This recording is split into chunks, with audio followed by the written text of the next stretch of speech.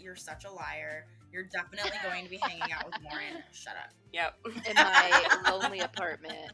She's gonna come over. So weird. Hey everyone, welcome back to Millennial TV. We are so happy to have you today. We have a good pop culture topic today and a very exciting episode. My name is Adrian, this is Candace. And Liz. and we're excited to have you today. So, for today's pop culture segment, I want to talk about the P.Diddy and Cassie lawsuit.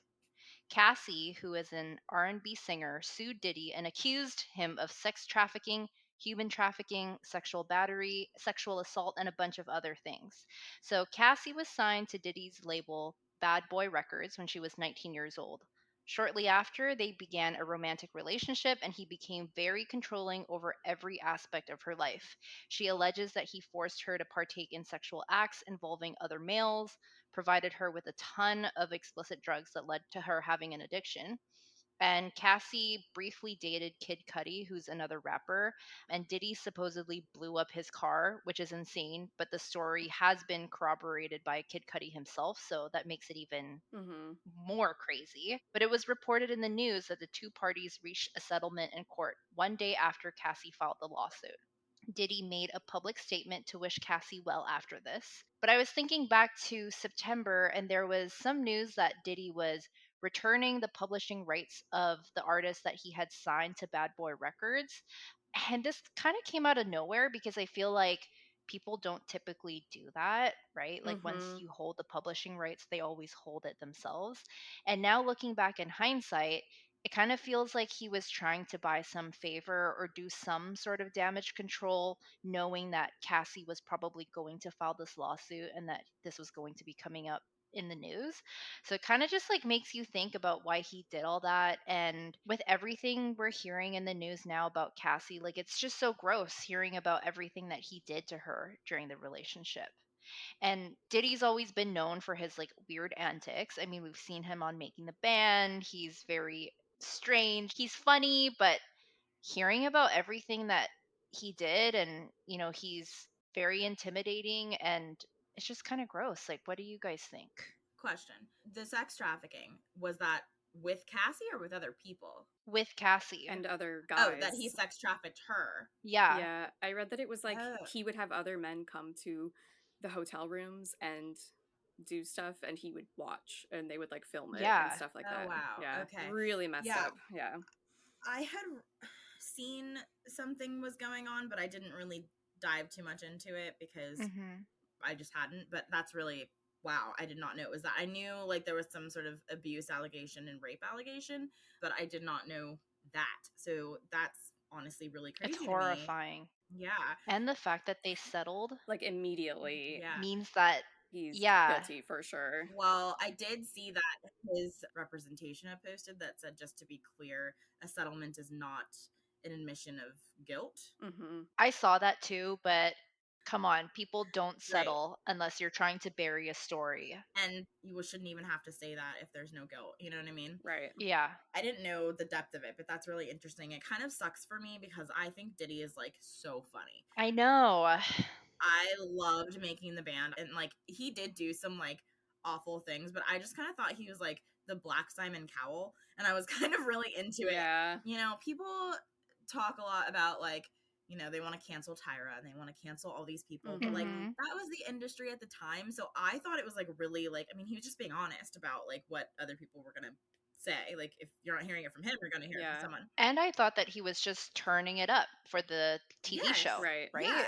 And I don't know if you guys have ever seen the movie Get Him to the Greek, but he plays like an over amplified version of himself named Sergio. And it's so funny. And it's one of my favorite movies. And I love him in it. And I just think he's so funny. And to hear all of this, it's like, ugh, another person that I can't enjoy anymore. Exactly.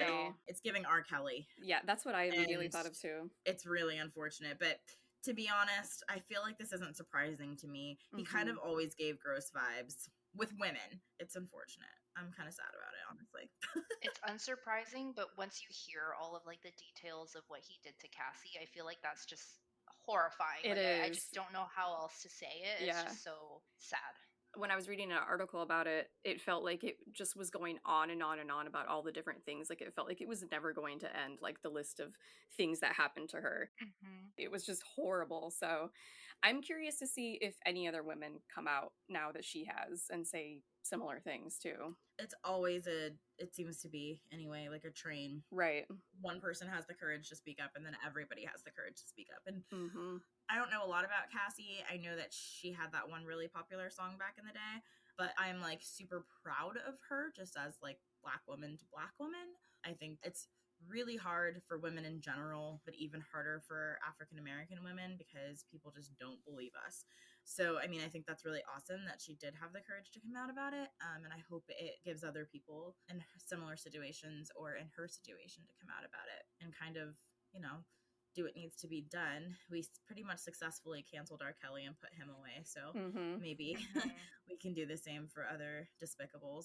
I'm always so surprised when people are able to hide stuff like this for over like 20 years, but there's been so many stories that have come out about all these like gross people that I really should not be surprised, but I still am every single time. Well, Hollywood was really hidden for a long time, and people got away with a lot of stuff that they shouldn't have been able to. And I think it's kind of like that old saying, like, if the cat's away, the mice will play. Like, nobody was putting any rules or regulations on them. Nobody was stopping them. There wasn't this fear of being canceled. Nobody was ever going to find out. And now that this is like it's a brave new world. People are not afraid to stop supporting you if you're a piece of shit. So I think this is good. Yeah. It holds people accountable. Yep. And I mean, it's hard to lose some of your faves, but it'll avoid having people in power take advantage of like aspiring artists or aspiring like entertainers. So yeah, especially like now with all the artists that were taken advantage of coming out specifically, I think it's really going to change the industry, which is exciting. Like with Britney Spears coming out with everything that happened to her, Cassie's coming out, a lot of other artists have been too. So I'm kind of excited to see where the music and entertainment industry is in a few years. Yeah, it'll be interesting to see where it goes. Okay, so now let's get into the episode. So on the Previously On, Lauren talks about the end of senior year, and we see clips from earlier this season.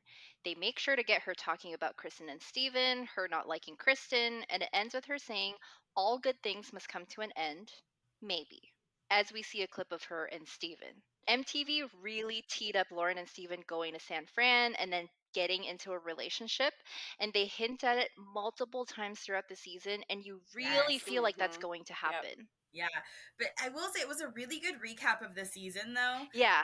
Like the scenes that they were putting in there, it was really good. Like it was a nice little tie-up, but I rolled my eyes because when she says, most of the season has been really great, it's that scene of Steven kissing her on the cheek. And I'm like, okay, Lauren, I see you. Oh my God. Yeah, like they tie the whole thing up, like the whole season, by basically being like, Lauren and Steven are going to get together. Yeah, which was my dream in life, so. I won't lie, me too, even though I was Team Kristen. Really? You wanted them to get together? There was just something that like felt unexplored. We never got to see it on TV. It's unfinished business. Exactly. Yeah, and I just really wanted that to play out in season 2. Me too. Really bad. I still want it. I know. It hurts so good. In the first scene, we see Lauren in her 2-layered tank look walk down the beach to meet Steven, who is casually surfing at the beach. I laughed so hard at this conversation that they had because when he sat down, he tells her, "You need a tan," and Lauren whacks him. And I think it's so funny because I feel like it's such a diss for someone who lives in a beach town, but like you would never hear it anywhere like where I live. That's funny because I didn't think anything of it because it's so like said all the time. Really? Yeah. Not in Pennsylvania, but like where I grew up. In California? Yeah. Well, and it's funny because for the record, Lauren does look tanned. They were like the same color. Like she wasn't much lighter than him, yeah. I think that might have been the joke though. Oh. It just flew over my head. Never mind. Because I'm always like, people are like, oh, I need a tan. I'm like, me too. Like as a joke. Because I'm obviously Black and beautiful. Can you tan? I do tan actually. Like in the summer, I do get darker. Do you wear sunscreen? Yeah. I mean, not as much as I should. My mom would like have a conniption, but yeah, Black people can definitely tan, and we should wear sunscreen. We can still get skin cancer. So that's my little PSA for the day. Good one. Stephen recalls a time in first grade where the boys had to pay girls to be near them. He says the girls avoided boys because they had cooties, and Lauren playfully says with her tongue between her teeth, "It's okay, Stephen, you still have cooties." And that little like tongue between her teeth thing is like such a signature Lauren Conrad thing because she does it so many times throughout the She hills. loves him. Oh my god. They talk about being excited to go to San Fran together, and Lauren says, "Just Stephen and Lauren in San Francisco." Okay, wait though. Okay. So in that moment, I was like, I finally understand what Kristen means when she says, Elsie will think she's all cool. Because she so does. She's like, Steven and Lauren up in SF, and we'll just be like, oh my god, me and Elsie that one night. Yes. Like, she does. Yes. She thinks she's gonna be really cool and hanging out with Steven every night. Totally. And That's true. it like clicked for me in that moment. I was like, okay, I see you, Kristen. I see what you mean. Yeah. She's very excited to be alone with Steven. And it's like kind of sad, but I guess she's just like waiting for Kristen and Steven to be done because he's moving away, and for her to finally like have him, you know? Right. Yeah. She's just like waiting. But did you guys feel like this scene was like super MTV forced? Because I kind of did. It seemed like Steven and Lauren hadn't really spent a lot of time together in the last couple of episodes, and they were like, we need a Lauren and Steven scene in this episode. Can you guys like meet on the beach? Because it was like super awkward and weird. And he says, "What's up, Elsie? Like, have you not talked to her in 3 years?" Like, it was just really weird. And but that flirting came on very naturally, okay? Well, yeah. Because Lauren's in love, but it felt really awkward at first. Yeah. And it felt weird watching it after watching all the Kristen and Steven, like, the real love stuff. Right. Episode. So that the flirting felt off because of that, like, for me, because I was like, he's not into her like at all right I think now. it's off because he's so not into her at this moment. Like, he's so madly in love with Kristen at this moment. Yeah. Yes. And it's like all of a sudden he's hanging out with Elsie, reaffirming the relationship because he's about to not have Kristen. Yeah. He's setting it up for himself, okay? Let's not forget that might happen too. I mean, sure, but we'll put this on Steven. MTV can only do so much. The scene fades out as Steven says, "Things have changed," and Lauren says, "It's weird because everything's about to change." And here she goes again with the great, like, one-liners. Love Lauren. The episode starts with Steven going to Surf and Sport to return his keys as he prepares to leave for college. We see Kara and Jason, and they have a quick chat about Steven's nerves as he heads to college. Jason offers him a job during Christmas when he comes back from college, which I thought was really sweet, and it really did look like Steven was so sad to leave his job and to like leave for college here. So I thought that was really sweet. It was cute. Leaving your first job to go to college is crazy. Like, that was sweet, and they're like, anytime, like, over Christmas, whatever, like, super sweet. But I do think he looked lame in his backwards cap. Oh my god. What were you guys' high school, like, jobs? Yeah, my first real job was at a Marshall's. Ooh. I love Marshall's. Yeah, I was a cashier. I worked at one that was like, it was brand new, like it hadn't even opened yet, so they hired a bunch of people to stock the store basically, and then nice, that's fun. I was 17. It was fun. It was a fun high school job because I worked with a bunch of other young people and didn't have any other priorities really, so yeah. My very first job was at a bowling alley when I was 16, but it wasn't like a normal bowling alley. It was brand new. It was called Bullmore Lanes, and it had like a bar inside and a giant arcade, and they were open till like 2 a.m. Like, it was supposed to be like a club atmosphere kind of. And they were opening in the mall, and me and all of my friends applied. And we actually all got hired, which was awesome. That's so awesome. My first job was with all of my best friends. And like, some of us worked in the arcade, some of us worked up front, like, but it was like super awesome because they were just hiring like a bunch of people, and we all walked in at the same time, and they were like, sure, you know, because we were all like eager to work. Fun. It was super fun. So I worked there the summer that I turned 16, but my mom was really like, she wouldn't let me work during school because she wanted me to focus on my grades. So I had to quit before the school year started. And all my friends still worked there, and I was super jealous. But I always had a summer job. After that, I did like summer camp counselor and stuff like that. So yeah. I worked at a sushi restaurant for a little bit that was like next to a Costco on Sundays. And so we would get like people from Costco walk over to get sushi. And my sister helped me get that job because she worked there on weekdays. And so whenever I had to like restock stuff on the Sunday or whatever, the sushi chef would be like, "Oh, don't worry, don't do it." He's like, "Your sister will come in and do it tomorrow." And I'm like, "Okay." That's I love hilarious. it. So I had a very easy job. Next, we see the gang at a bonfire by the beach. Kristen is being fun and playful, throwing a football around, while Lauren is sitting by the fire. Kristen is about to throw a football, and Dieter says she's going to hit LC as Kristen tosses a football. But honestly, that football does not go anywhere near Lauren, and it's just like more manufactured drama by MTV. Yeah, really good editing. Yeah. Lois trying to make a hot dog, and she asks Steven if he'll make her one because she doesn't know how. He tells her to put it over the fire, and she says, "No, but I don't know how. Please help me." All while Steven says, "You high maintenance little bitch. Some poor man's gonna marry you someday." And Lois, like, really playful throughout this, and she tells him, "My husband is gonna love me for who I am." And they laugh. And I did think it was kind of funny because Steven was mean, but Lo does come off like high maintenance, so I kind of get it. Okay, I get it. I love this scene because Lo is adorable. So cute. Does someone want to make me a hot dog? Yeah. Like, so cute. And then, do you want to make me one because I don't know how? And Steven, though, like, I don't know. It was kind of cute, you're right, but like he didn't have to call her a high maintenance little bitch. I agree. know. Yeah. I know. Some poor man's gonna marry you someday. I'm like, okay, like, ew, why? That was coming Why are from you the like heart. this? But I appreciated Lo standing up for herself and being like, my husband's gonna love me for who I Yeah, am. like she kept it very playful, which I thought was awesome. So, and it does seem like Lo and Steven are close, which even though they don't spend a lot of time like necessarily together, they obviously have grown up together and their friend groups are the same. Like, I mean, it was cute, but it was also, don't call Lo a high maintenance little bitch because she's adorable. Around the fire, Christina says that this is one of the last times they'll all be together. They'll all come back, but it won't be the same. And then Kristen randomly inserts that her and Steven went to Tiffany's to look for rings.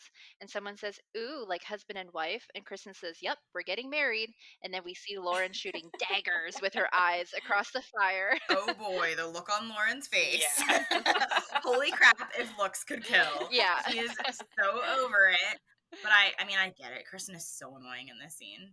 So annoying because she's again stealing the spotlight, trying to be the loudest person at the party. Yes. Like, and I think that at this point, Lauren's like, I'm so freaking glad I'm going to college. Like, oh, totally. She's so over Kristen. Because suddenly Kristen's marshmallows catch on fire and then she leaves without finishing the story. And someone calls her out for that, for half telling the story and leaving. And I said, like, it's funny, but girls like that. Like, sprinkle a little bit of like juicy info and then walk away, leaving people like wanting more. It's freaking annoying. Yeah. I shouldn't just say girls. Guys too. Yeah, everybody. guys do that too. Yeah. Then MTV does some hilarious editing because they show Kristen having fun as Lauren chucks a marshmallow and does an evil laugh.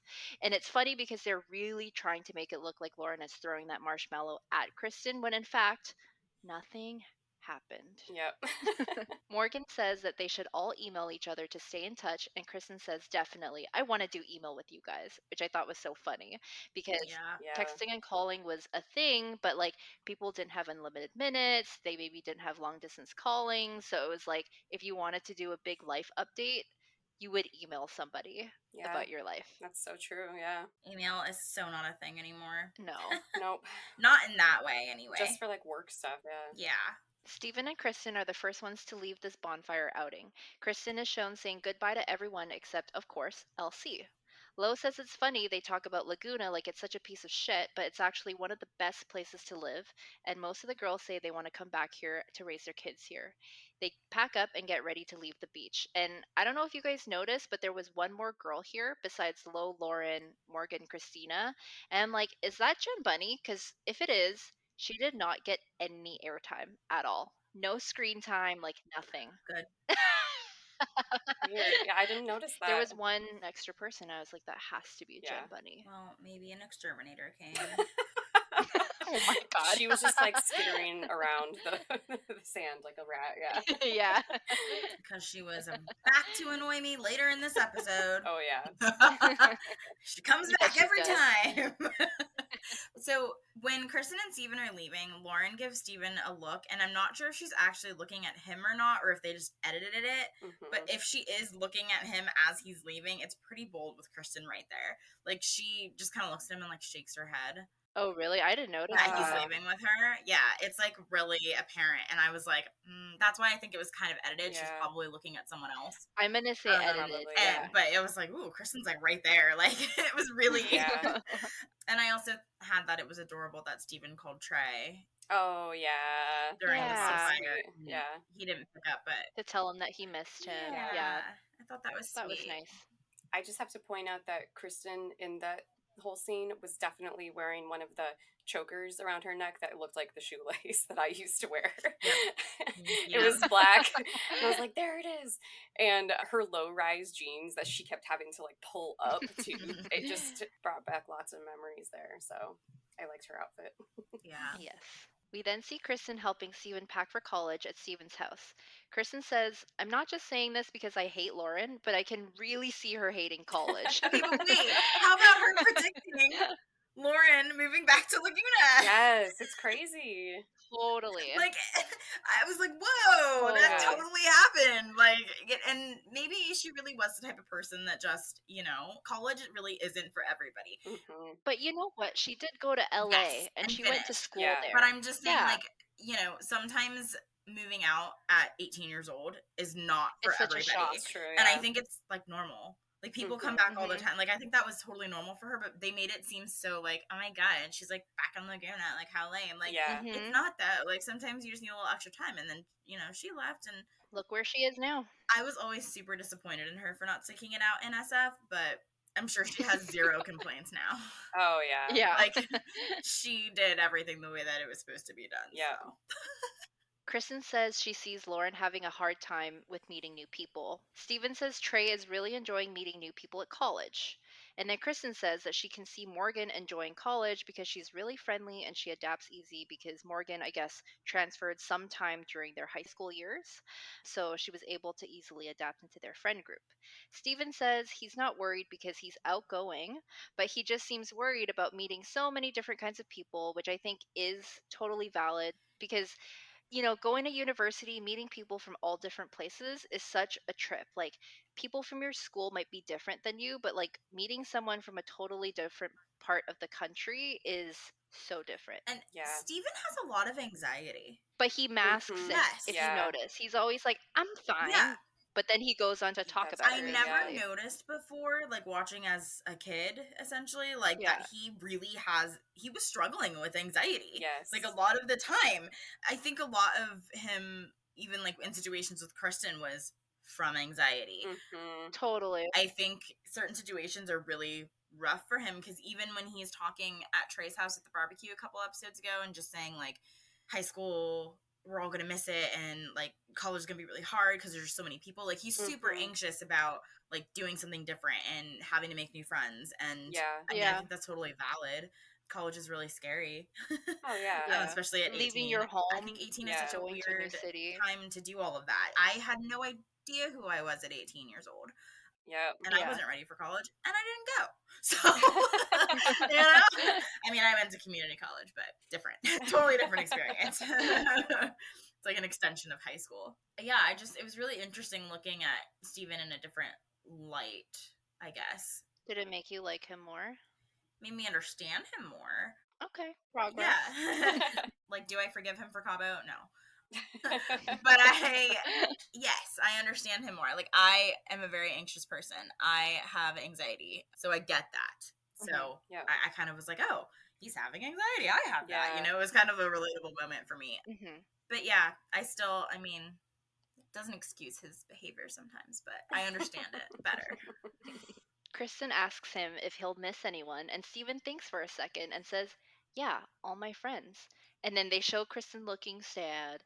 And on the Back to the Beach podcast, Kristen said that this is so high school, where she obviously wanted him to say to her that he misses her, but she didn't have like good enough Yes. communication skills to like say that. Yeah. And I just want to say, like, it's cool to hear Kristen reflect on these moments, because it's cool to hear her say that she wished she had better communication skills. And it's like so clear from the podcast and when she talks and stuff that she's like done work and like has totally matured.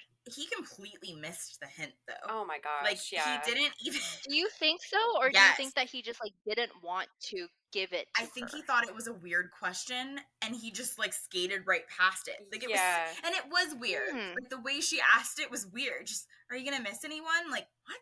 Like, and then he asks like, am I gonna miss anyone? She's like, yeah, are you gonna miss anyone? Like, well, yeah, like everyone. Like it's pretty weird. Like, is that a weird question? I feel like that's so obvious. Are you gonna miss anyone? Yeah, I feel like that's like, weird. Hello, you me. can't just say, are you gonna miss me?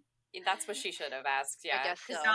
Are you gonna miss me? Are you gonna miss anyone? Means like, well, yeah, I'm gonna miss like, my mom and my dad and my friends. Yeah, and like, you know. And he just completely like flies past the point. I don't think he got it. Yeah, I agree with that, because his response was almost like not sarcastic, but kind of just like so dismissive of like, yeah, all my friends, like, duh. Yeah. And I feel like he was also very like focused on what they were doing too. So she should have just said, aren't you gonna miss me? Yeah. Yeah, are you gonna miss me? Like, that would have been normal and not weird. Yeah. Wow, I'm learning from you guys, because I thought that was a very normal question. Poor Adrian. I'm learning. Next, we see Steven and Kristen drive up to a lookout point during sunset and sit up on the sunroof of their car while looking out onto the ocean. Steven says it's his last sunset in Laguna for a while. He tells Kristen she's his first actual and real relationship. They recall their first date, which was at San Shigo. Okay, and I looked up this restaurant, and it literally closed in September 2023. Oh my gosh. So it's so recent. It was open up until now. Man, I could have went there. I feel like that means something. Like, I don't know. Like, it's a sign that like this was the right time to do this podcast. Like, I don't know. Like, that feels significant. Yeah, it was way too much of a coincidence. Okay. Being a Kristen and Steven like non-supporter, I actually really liked this scene. Kristen was super vulnerable, and I'm not used to seeing her like that. So that was nice. She was like soft and sweet, and kind of that harsh exterior was gone. They were just normal. Like, they were just a normal couple, and like he kept like kissing her, and I mean, it was really sweet. They're sweet together. And Steven admitting that it was his first real relationship was really cute. But it goes downhill from here, so. Yeah. So Steven asks, what would happen in your perfect world? And Kristen says, every time you come back, we'd still be together. And you wouldn't hook up with any girls, and I wouldn't hook up with any guys. Then Steven says, fine, then don't hook up with any guys. And then Kristen says, fine, then don't hook up with any girls. But she says it'll be so much easier for him because he's away at a new city at college, while if she hooks up with anyone, he will know literally within the hour. She also says there's no one she would want to hook up with, but like, come on, Kristen. Sam. We all know Sam is waiting around the corner. I know. I was like, okay, Kristen. She says the same thing to Talon later, and I'm like, okay. Yes. I know. I'm like, Talon's over there, like, yeah, I'll see you in a week. Yeah. They talk about their relationship status, and Kristen asks if they're broken up or are on a break. And Steven says they're together with an open relationship. And Kristen giggles and says, okay, but don't be so open, which I thought was really cute. Like, that was cute. Her saying, but don't be open a lot, though. Like, that was, that was cute. But together with an open relationship is just asking for trouble. Oh, yeah. I don't really think they knew what they were like saying either. So. I'm like cringing because, I mean, obviously we know what happens to this relationship, but I just feel like, I don't know. Cringe at what I'm about to say next. Yeah, so I will. Kristen says that she'll have to visit him a lot and let the girls know. And then Steven says, you can hang out with me and Lauren. Oh my God. And then Kristen asks if he's going to hang out with Lauren. And he says, I don't know, but it'll be super easy since I'll have that apartment and it'll be super lonely and I can just call her. He's so dumb. And Steven definitely knows he slipped up because he like has like word salad, and he's just like tossing words together and in like a sentence that doesn't make any sense because he's been exposed. And she's like, so you are gonna hang out with Lauren? I felt Yeah, like she does call him out, but in a playful way. I felt like her mood sort of like changed a little bit at that point when he said that too. Like her reaction was like, "Wait, are you really gonna hang out with her?" Like, what the heck? Why Who would he says say that? I have written down, Steven, you're such a liar. You're definitely going to be hanging out with Lauren. Shut up. Yep. Like, he's like, no, I'm not gonna like be hanging out with her, but like, yeah, I'm gonna be hanging out with her. In my lonely apartment, she's gonna come over. so weird. Yeah. And then Steven says he's excited for the day he comes back and sees Kristen for the first time. We obviously know that day is a disaster, but it's really cute that he's like looking forward to it already because they just are going to miss each other so much, and they give each other cute kisses and then they drive away from the lookout point. But like, it's funny to think about the opening of season 2 because it was only like 3 months in between, and it's it was between this and that, and like, first of all, that's one of my favorite scenes in all reality television ever. But we'll talk about that when it comes. But yeah. The next scene, we see Steven packing up and saying goodbye to his dad as he drives his white pickup truck and goes off to college. Then there's a really long scene of Steven just driving around town along with shots of Laguna. And again, this kind of scene would never fly in a reality show today because it's literally like 30 seconds of just panning around the city, and they weren't even like nice views. Like, it was so I random. liked it because it was not just the city, it was empty places in Laguna, like restaurants and stuff. Yeah, it was like showing that like all the kids are gone. Yes. Oh, is that what they were showing? Yeah. I thought it was so random. I was like, what am I watching? I mean, I think that's what they were trying to show. Otherwise, it would be really random. I was like, oh, this is actually kind of super sweet and like sad. It gives like a nice like effect. Like Steven's leaving, and like they used to hang out at all these spots, and now like, yeah. I sort of felt like too that it was like kind of making us feel more connected to him as like he's leaving and saying goodbye to all these places, and we're just kind of like along for the ride with him, you know, leaving the city and everything's empty. I thought it was really cool too. They love to like tell us what to feel or tell us what they're feeling. Now you're sad.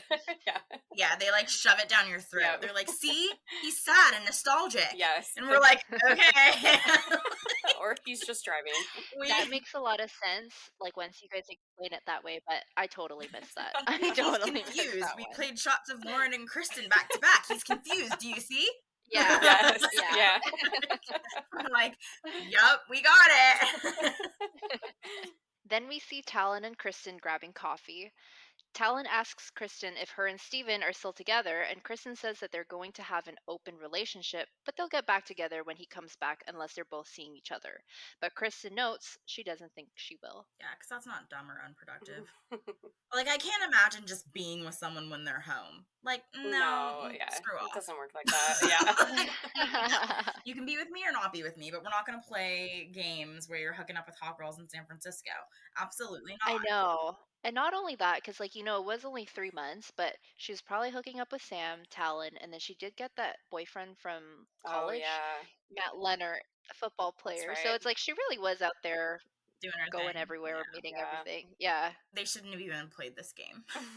I know. I was just going to say, I really liked her pink sweater in that scene, though. It was like the shortest little scene, but her pink sweater was super cute. Next, we see Morgan and Christina say goodbye to each other in Morgan's bedroom.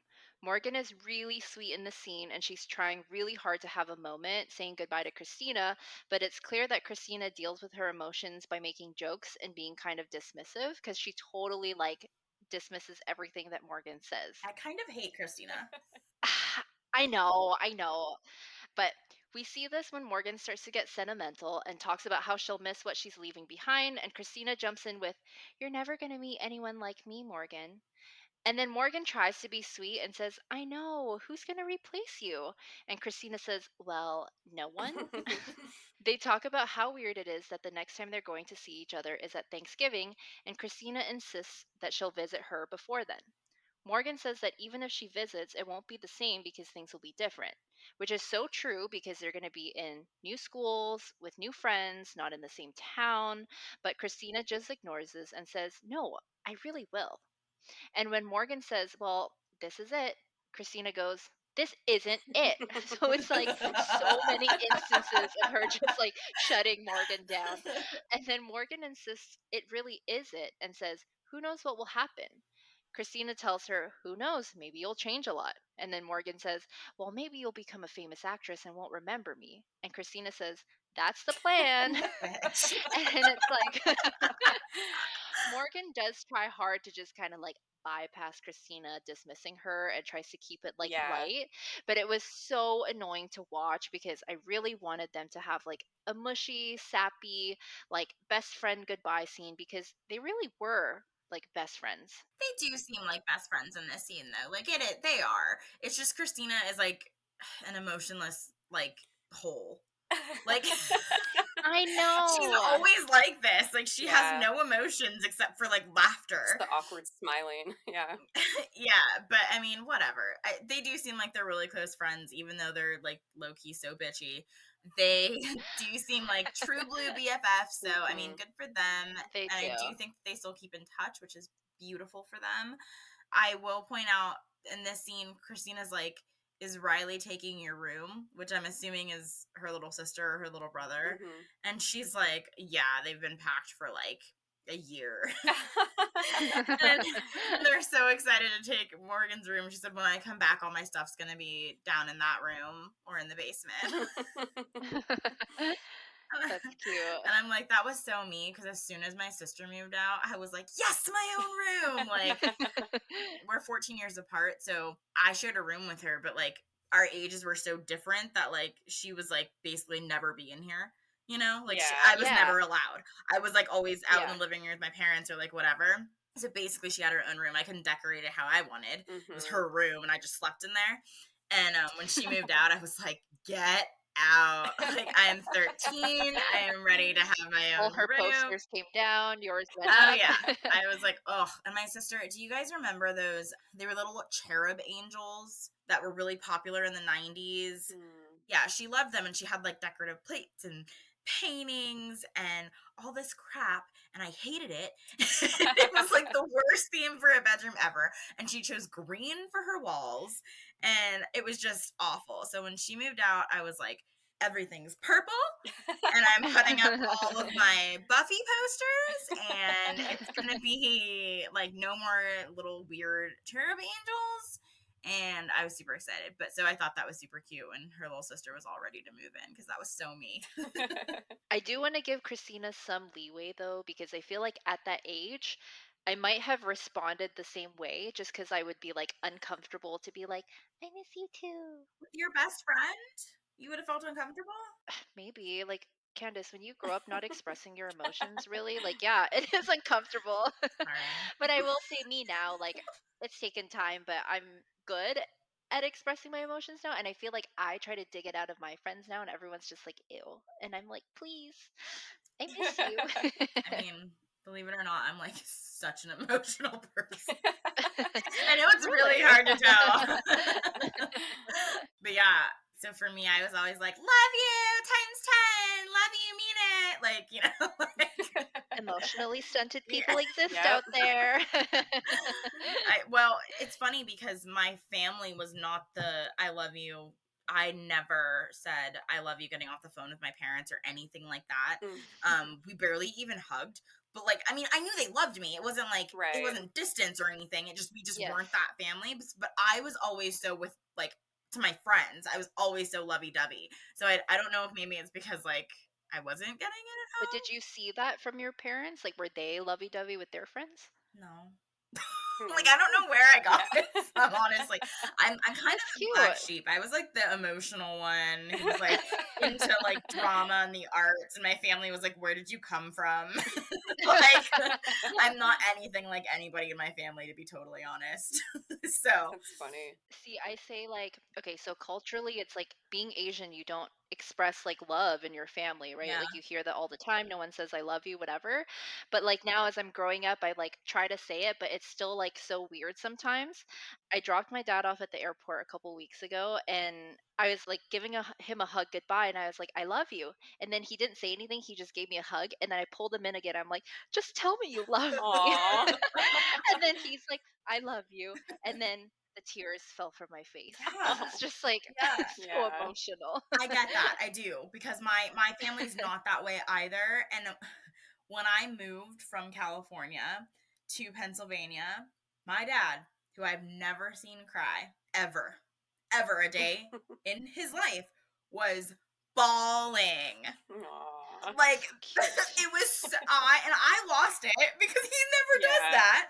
So I'm like, oh my god, you know, like. But yeah, I he know. was bawling, and I was like, he really does love me. I am the favorite, you know. Aw. But I will say, my sister had a moment like that with him too, where she was getting married, and it was me and her and him like waiting for her to go down the aisle, and Oh my he goodness. looked at her. And we're not a family that, again, don't say I love you. Like, it just doesn't happen. And he looked at her and he goes, hey, I love you. And she Aw. immediately goes, Oh my starts goodness. falling. She's like, why would you do that to me right now? I know. Like, in her wedding dress. And I was like, wow, yeah, that would have gotten me too. And I'm like tearing up on the side because, like, I know that we don't do that. Aw. So, yeah. You're like, this is so emotional, Yeah. but I can't Yeah. cry. Few moments, like, when my dad always stick out to me. I'm like, he loves us. He really loves us, you know? Aw. I feel the tears in my eyes now, even Mhm. hearing this story. Yeah. All this parent stuff just like makes me so Yes. emotional. I know. We love our parents. Yeah. We love you guys. So I wanted to say though about this scene, do you think that this was their actual goodbye in real life? Because I feel like they were sad, but they were also kind of awkward. And we know how bad of an actress Christina is, and like she can't recreate a scene. So Yeah. what did you guys think? I actually think it was real, only because when she's leaving and she's like, wait, this is so weird. I'm not going to Mhm. see you tomorrow. That felt real to me. And a lot of things Christina does usually doesn't feel real. So, but that particular thing did. So I think it probably was their last goodbye. But I don't know. What do you guys think? I agree with that. Yeah, it felt super awkward, but yeah, when she finally was like, "Okay, I'm leaving now," I agree. That was like the moment where I was like, "Okay, maybe this is like for real." But who knows? They might have seen each other the next day, anyways. You know. I think it's fake only because I keep getting flashbacks of like Morgan opening her college Oh my acceptance gosh! letter. Yeah. And this was like very reminiscent Yeah, of that's that. true. Yeah. I'm sorry. Yeah, with a big smile on her face. Why, Christina? Why? She's the one who wants to be an actress. I know. Morgan pulled Morgan's that a off. better Morgan is actress. believable. Yeah. Maybe that's why she was only in, what was it, A Christmas Like Story or greatest, Christmas? Great American Christmas. Yeah, The Great American Christmas as Christina Schuler. Oh yeah. I told Kyle about that last week, and I was like, "You need to do some digging for us and see if you can find this, because he's so good at like my God, finding yes. things." So I'll keep Aw. you posted. But I'm like determined to find whatever that is. Oh my God. Yeah. That's We can do exciting. a reaction episode. Yes. Oh my gosh. Yeah. We'll post the 5-second clip of her Yes. face Yeah, I know. onto our social I know media. it'll be like a Joel Osteen type of like, Totally. you know. Oh my gosh. No hate though, I would love to be in a 5-second part of a movie. Okay. Anyway. Adrian, oh my God. Next is Lo and Elsie's goodbye. Lo says goodbye and that she'll see her tomorrow as Lauren packs up for college. Our favorite, Jen Bunny, asks, do you know how much 3 months worth of clothes is? And Lauren asks, do you know what laundry is? And Jen says, I've thrown stuff in, but I've never done like a load with colors and stuff. Oh my She has to gosh. be playing this up, right? Like this cannot be real. I was doing laundry at 10 years old with colors and stuff. I must admit, I don't think I did laundry until I got to university. But that was not from my choice. My mother, she was like, a housewife and she was home like Yeah. running the Yeah. household, so she was like doing everything, but I wouldn't have said this out loud at that time. Yeah, I knew how to do laundry, but my mom would just do it for me until I was like 18. Yeah. And then, yeah, when I moved out, obviously. Well, I mean, I would put my clothes away and I would fold it. But if she was doing laundry, she's like, give me your laundry basket. Okay, wait. I'm like so jealous. My mom was like, not doing it anymore. Like, she was like, here's the laundry detergent. This is your whites. These are your colors. These are your darks. Here's the bleach. Only use it on the whites, and I'm out of here. Like, I feel like laundry is probably one of the chores I would teach my kids first because, yeah, I do not want to do extra laundry. Oh my gosh, yeah. I mean, I wasn't very good at it. Like, I would let it build up. You know what I mean? I was 10. Mhm. But, like, I would definitely let it build up. And then eventually I stopped separating it because I didn't care. And so I would just throw everything in together. My mom would get really mad at me, like, if she happened to pull it out and, like, to put it in the dryer. I have to say, I literally don't buy white clothes because I, like, don't care to separate my clothes. I don't separate ours either. I just wash everything with cold water. Yeah. That's it. And then I hated doing laundry because in the house that I grew up in, it was really weird. Our washing machine was in the kitchen, but the dryer was in the garage. Oh, that's weird. God. So you had to, like, walk out of the house into the garage. But our garage was not a fun place. Like it was dark and dank, and it had spiders, and I am deathly afraid of those. And like old toys that would go off randomly. And so I hated doing laundry because of that fact. And now that I live on my own and I have a washer and dryer in the same room, it is like heaven on earth. So, Jen Bunny, you're really missing out. The girls bet that Lo is going to come back in 20 minutes because she's already tried to leave 6 times. And right then, we see Lo pop back in. She asks Lauren if she's going to bring her Gocci bag with her. And Lauren pokes at Lo's fake Louis Vuitton bag, which I thought was really funny. Lauren says, "Do you see? This is a really sad face that I'm leaving you with," as she gives a huge grin, and Lo comes over and the two girls giggle and hug. And again, I've said this all season, I love these two together. Their friendship is so sweet, so genuine, and I wish in real life that they were still best friends. I know. I do think that they still care about each other, and if like one of them needed the other, they would be there. Like, I do think. I hope so. I wonder what happened. I think they just started doing different things. Like, I honestly don't think anything happened. I just think they grew apart. Did you say that she was in her wedding? Yeah. Okay, I'll take that at least. Did you guys have like a Gocci bag or anything similar? Because I totally did. No, I never did the fake bags. I did the big white purses. The big white bags, yeah. I did the Coach bags, the like crossbody bag, and I like keep it in my closet because I'm like, I swear it'll come back one day, and then I can wear this again. I would wear it anyway. It's Coach. Yeah. But it wasn't cool Coach. Coach today, like their style's pretty good. Yeah. But this was like 10 years ago, 15 years ago now. It was very like, I don't know, I think it looked kind of tacky. My favorite purse that I ever owned, and I wish I still had it, it was a fake Chanel. And it was, you know, that quilted style that was super in? Yeah. Okay. Yes. It was that, but it was pink and black. It was light pink, and then the C's were black, and then like the straps were black. With a flap or no flap? No flap. Open, okay. And this purse, let me tell you, it called to me. I was in San Francisco for my friend's birthday, and we were walking around. There's like a bunch of different districts where you can just walk around. There's like open markets and stuff. And this woman, she was like ushering us in, and we were looking at all of her stuff, and I saw this bag, and she's like, "Oh, I have like the wallet too. I'll give you the whole thing for $40." And I was like, this is definitely obviously not real Chanel. But I was like, I'm gonna buy it. I didn't get the wallet though. The bag was like $25. I wore that bag out to the point where like I had to stop wearing it because people knew it was fake because it was like falling apart. Oh no. It was my favorite bag ever. First of all, it was the perfect size. I could fit everything I wanted in it. It was freaking pink. Like, have you ever seen a pink Chanel? So like, I got so many compliments on this purse. People were like, wow, I love your purse. I'm like, I know. And you could not tell me it wasn't real. People would compliment me all the time on it, and I would, oh yeah, it's real. 100%. 100% real. You said it was all real? the time. Oh my god. I thought I was so cool. No one knew except for the people who were with me when I bought it, and they would have taken that secret with them to the grave for me, so it was fine. But that was that's my awesome. absolute favorite purse ever, and I honestly, if I saw one today, I would buy it again. It was so cute. Ugh, and all I can afford now is like Betsy Johnson commercials. Oh my god. Hey, some of that stuff is really cute though. First of all, Betsy Johnson is one of my favorite designers, but like her stuff is usually pretty cheap. That's true. Yeah. So I have a lot of Betsy Johnson. I'm not dissing Betsy Johnson, just I can afford her. I have a bad habit of buying too many Loungefly bags, so that's my my guilty pleasure. I'm always like, I don't need another one, but I really want this. So. Yeah. If I see pretty much anything Betsy Johnson, I usually buy it. That is so funny. I know.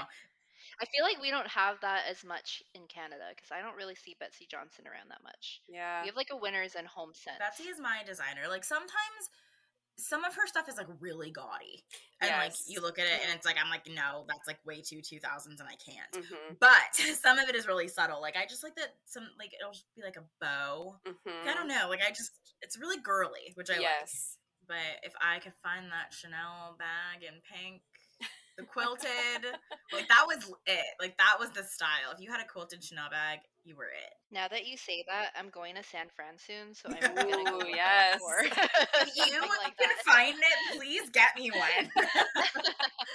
I'll take pictures. Yeah, when Lauren gets her Chanel bag from Jason in the hills, yes, that's the one I'm thinking that's of. the quilted like style. That's how it was, but it was a little bit smaller. And it was pink and black. Oh my god, it was everything. Okay, I gotta stop talking about my bag. I miss it so much. Then we get a montage of Elsie packing up and leaving. She says goodbye to her friend Caitlin, who is sobbing while Elsie is stone cold. Lauren's parents drive her to the airport, and here is where we see Lauren getting emotional as she tears up saying goodbye to her parents as they watch her get ready to fly off to San Fran.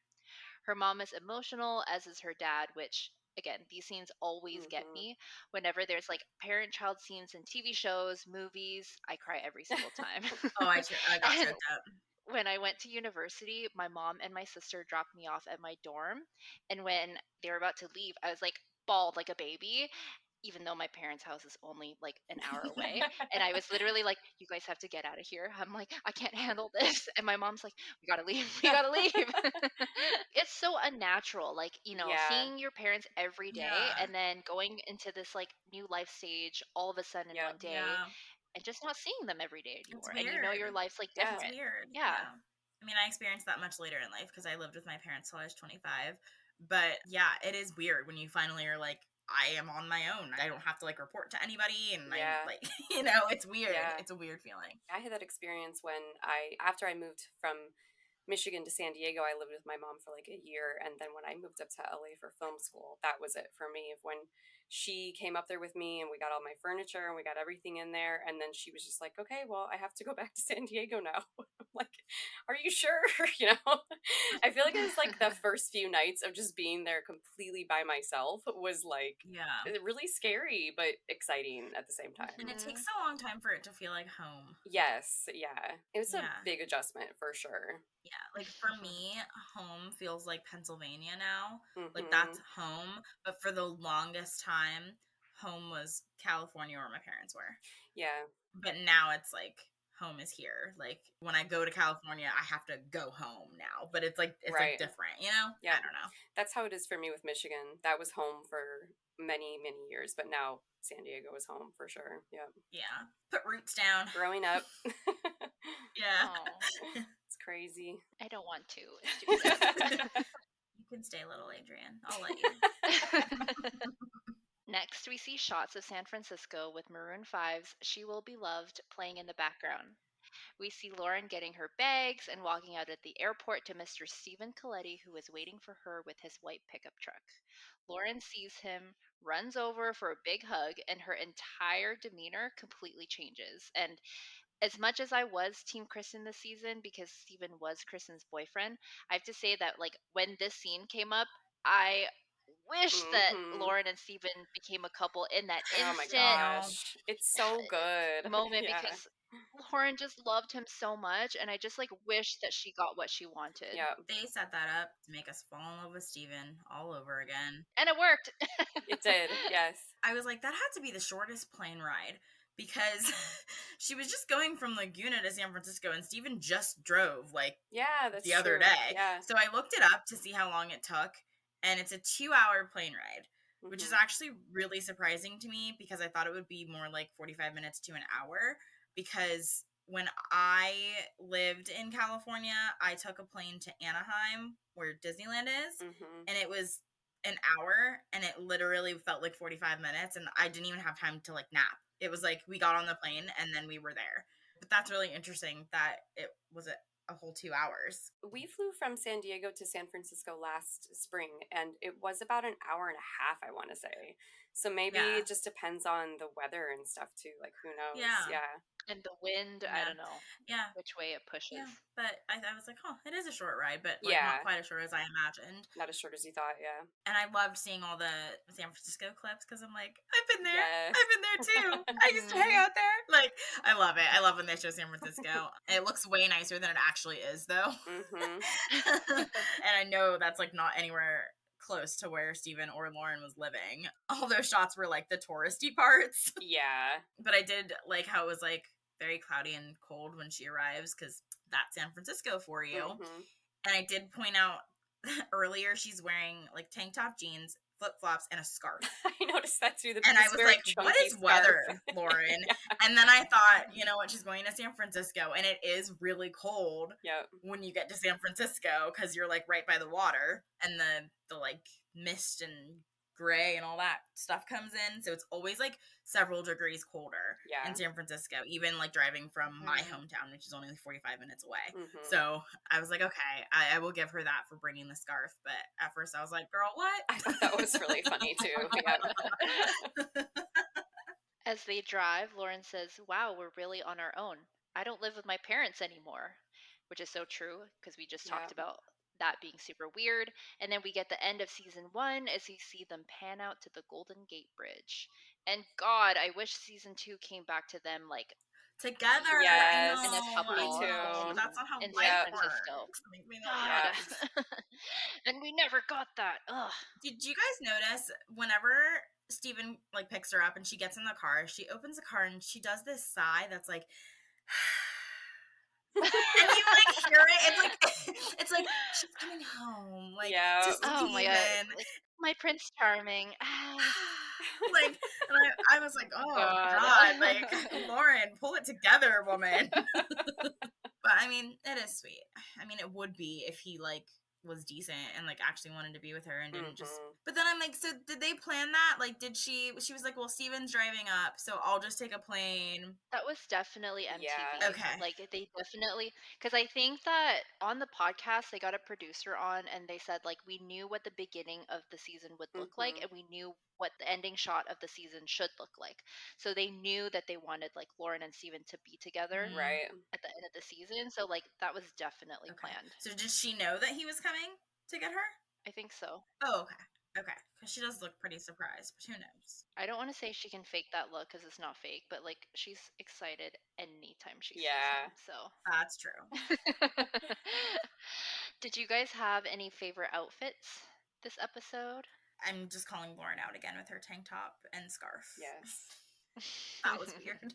Yeah, I gotta say, Kristen's the low-rise jeans and her shoelace choker again. That was it. Yeah, I actually, my stepdad sent me a photo of me and my best friend when we were 16, and we both have the shoelaces on, and we have those skirts with the stripes and the band. So I'll have to send it to you guys because he sent it to me, and I'm like, this is so embarrassing, but also like, there it is. I was thinking we should post pictures of ourselves from the 2000s. We should. That'd be cute. That would be really cute. I really liked Kristen in her white golf t-shirt with those like pearl earrings. I always thought that was like the prettiest look. And then her hair like in that ponytail, like it was just, she looked beautiful. Classy. How about your favorite scene or favorite moment? My husband's gonna love me for who I am. And my favorite was Lo and Lauren saying goodbye to each other because, like, I just love these two together. And I thought that was, like, such a cute, sweet moment in their friendship. I think my favorite was just the whole ending segment of her at the airport, because I remember watching that, when it was on for the first time and just being like, oh my gosh, like they finally made it. The hopeless romantic in me was like, they did it. And it still just gives me the feels, even though I know it's all fake now, but yeah. They finally made it, and we finally made it, you guys. This is the end of Laguna Beach Season 1. The first season of Millennial TV. Woohoo! How do we feel, ladies? Well, I'm so excited because I didn't think that we would record all these episodes. And honestly, meeting the both of you through Reddit and just like diving headfirst into this has been so fun. And, we didn't know how this was going to work at all, but like we've just worked so well together. And we, talk things out, we organize, we share our opinions if they don't like, and even if they don't agree, like, it's great. Yeah. Like, it's been so fun. We do work really well together, and I could not have asked for a better situation. It all worked out so perfectly, and I love you guys so much. You're part of my tribe now. Love you guys too. I love you too. Ooh, mush mush. And I know that's hard for you. I know, mushy. I'm like, But yeah, I'm so proud of us. Like, we made it. We did it. Yeah. We actually launched. We have people that listening was to us. Yeah. I know. And if you're one of the 57 people that are returning every week, episode, we love you. Yes. Please keep coming back. Maybe more by the time this comes out. Yes. I promise that we have lots of cool stuff coming up, and we're going to do the whole thing. We're going to do season 2, we're going to do season 3, and then we're going to do the hills. So, I mean, this is the long haul. Yep. Yeah. Stick with us. And we'll do other fun stuff too. So if there's anything else that you guys want us to watch along, we are so happy and excited to do that. Yes. Suggestions we will take suggestions. We'll watch anything. Yep. We love reality trash TV. Yeah. Yes. Thank you so much for listening and watching with us this week on the Millennial TV podcast. We know that this is the last episode of the season, but we are not done with season 1 yet. We will be going through the special features and the DVDs because, yes, we found the DVDs from season 1. And I actually just pulled it out of my closet. So, yes, I kept it from all those years back. And Liz actually knows someone who went to Laguna Beach High School at the same time as the cast. And we've invited Rupert to the podcast to tell us what he heard about the show when it was filming during that time, and also to share some personal stories that he had with the cast. So stay tuned for that. Please subscribe or follow us on Spotify, Apple Music, or whatever streaming platform you're listening to us on. We'd love to hear your comments as you're watching along with us, or if you have any suggestions or ideas for the podcast. Send us an email at millennialtv, that's millennialteav @gmail.com, or follow us on Instagram at millennialtv. This has been Adrienne, Candace, and Liz, and we will see you all next week.